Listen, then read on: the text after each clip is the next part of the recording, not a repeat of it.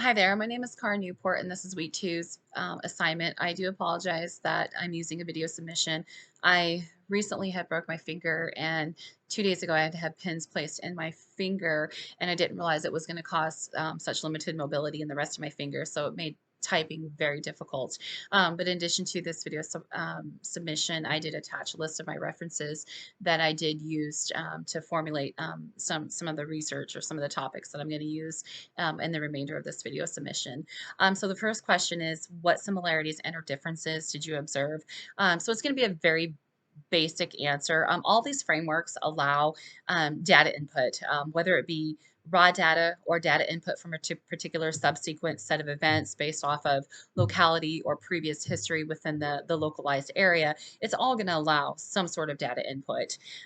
All these frameworks also have some sort of predictability output scale. So you enter in the data and it's going to give you some sort of output that you can use in your frameworks to help with your vulnerability assessments.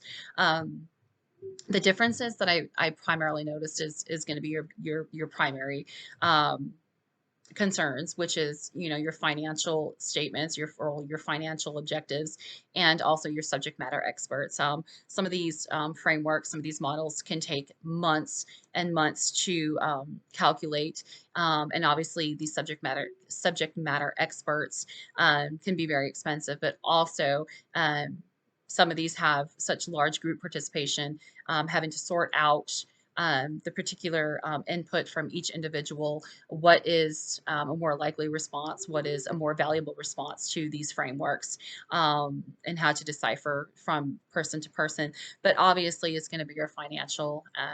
It's going to be your financial cost. It's going to be the primary difference between most of these and the level of expertise. Some of these frameworks allow for small business owners who are just worried about cybersecurity attacks from a small scale of people phishing for through their mail and gathering their credit card or financial bank statements, to a large scale incident such as severe weather anomalies that could occur and cause widespread damage. So those are basically the similarities and the differences that I observed. The second question was, which frameworks did you like and why? Originally, I think I had written down 14, so I did have to narrow it down. As I mentioned in my discussion board, I do like subjective and objective opinions. So I really value that type of input. And three of these frameworks that I found that I particularly like that use this type of subject matter expert opinions were the fishbone, the Swift, and the Delphi technique. Some of the answers that I wrote down are going to be straight from tonight's homework. So I like the idea of using control groups. I like the idea of the subject matter experts, particularly providing input for some of these frameworks. They can also be very generic. You can also allow input that is very scenario based to be inputted into these frameworks. They all share a what if approach, and to perform a particular scenario. Like I said, also, like I mentioned before, I do like the subject matter expert opinions, and I think these three frameworks allow the most individuality to explore specific risks throughout these frameworks, and also the predictability outputs. I know the downside to some of those frameworks is when using individuals as a means of methods of input into these frameworks. Apologize for the interruption. I do have a special needs child who doesn't understand boundaries and doors being closed and can't go anywhere because I've been on pain medication. So a few of the other frameworks that I identified that I was particularly fond of were the bow tie, the casual mapping, and the consequence likelihood matrix. In addition to opinions, I also particularly like having data input. It could be either in specific scenarios. One of the things that I do like about some of these more complex frameworks is the ability to identify the likelihood of some of these scenarios, but also helping create or identify these secondary hazards that do come from some of these particularly larger incidents. The third question is, which frameworks do you think you will support or will support your future work in completing a vulnerability analysis, and why? For some reason, in my previous experience, the consequence and likelihood matrix was primarily used for a lot of our planning tools. It wasn't always the most popular, but for some reason it was the one I became the most comfortable with, just because it was a clear, precise display of risks and consequences and the likelihood of these risks happening. Um, so I think in particularly, I would use that particular framework. I am not well rehearsed in cybersecurity and computer framework data input. So my experience has primarily been based off of uh, natural disasters and just local emergencies, fires, but primarily natural disasters. And so I think that I'm going to continue to use the consequence and likelihood matrix framework for my work. It's just what I just feel comfortable with using. The last question is, which methodologies might best assist you as you develop a vulnerability analysis, and why? Um, so I'm going to just be using methodologies based off the particular risks of our local area. For example, I do live in an area in Long Beach, Washington that is a very mild climate, but we are at risk and prone to flooding. Whether and almost always the flooding is going to be from just a severe weather anomaly that is happening within the area. But also we do have quite a few dams in our local area that can contribute to widespread flooding where I live.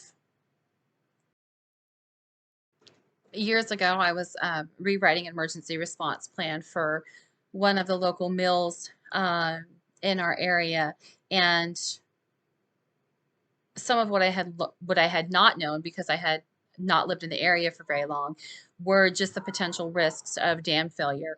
We have, like I said, quite a few dams within a 50-mile radius, and for example, the Mossy Rock Dam. Um, any type of flooding or any type of technological or man-made disaster can have a severe impact and flood the rivers, primarily the Cowlitz River that runs through our town, and cause significant damages.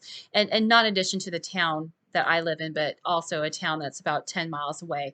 The Cowlitz River was primarily a fairly deep river prior to the eruption of Mount St. Helens. So now that the shallow waters cannot withstand such flooding in this area, it can be a very big concern.